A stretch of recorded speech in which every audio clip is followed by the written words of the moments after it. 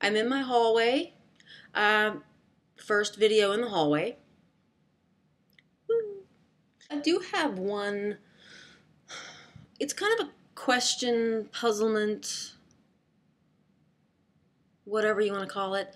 Why is it that if you go to like an inexpensive or a fast food restaurant, the people are all wearing hairnets and whatnot, and then you go to a fancy restaurant and the chef's kind of leaning over with his do, kind of just, I've even seen chefs with ponytails. And I mean, why is it okay for a chef at a nice restaurant to not have to put his hair back or hat or hairnet? You go to a fancy restaurant, he's making it look all nice and pretty and, no gloves or anything. And you go to fast food place where they kind of really just see your food for 5 seconds and they're all in hazmat suits just about.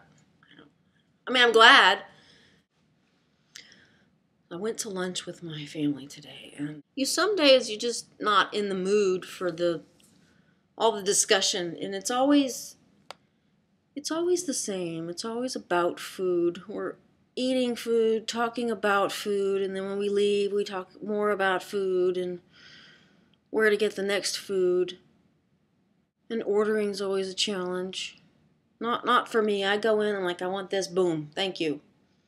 I think it's great to ask kids what they want,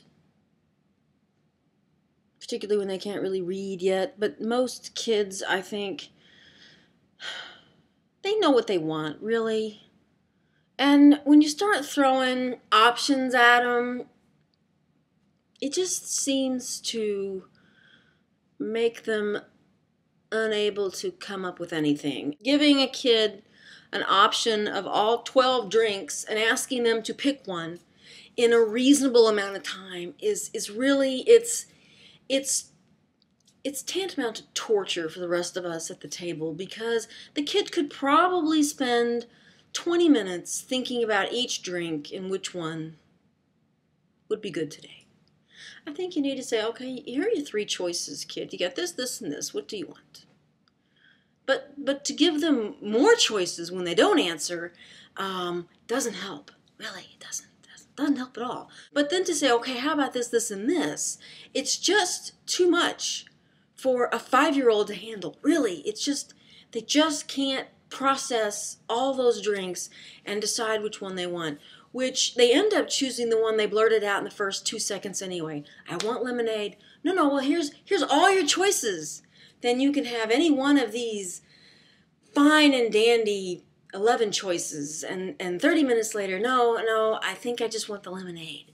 Really, do we need to go through this every time we go to a restaurant? Every time. And the kid orders the same drink every time. It's not like it's, oh, what is Billy going to drink today? It's a mystery. No, it's lemonade. Lemonade. Today was kind of one of those days where I just had a really short wick for that and the ordering, and can I get this but on the side, and just can we get this and substitute that. And there were 4 adults at the table today. We were ordering an appetizer. 2 of them did not want the appetizer. And the lady's like, well, we can add to this if it comes with 3 artichokes, which I think is 3 halves of an artichoke, which is a weird number as an appetizer when usually when people dine out, they dine out in 2 or 4. To bring 3 is just weird to me. I mean, you've already cut them in half, make it 4. Really? Seriously? Then she throws out, well, I can, after another $1, bring out the other half. Of course, that sparked, oh, what are we going to do? Should we do that? Should we do that? I'm like, oh, no, let's not do it. And I felt a little bad about that afterwards because, really in the grand scheme of things, do I need to get worked up about a little extra artichoke half? I mean, it's $1. I could, please. The reality is what would have been brought would have been fine. We would have made it work. We've made it work before. It's just some days I just want to stab myself in the face with the fork. I just can't.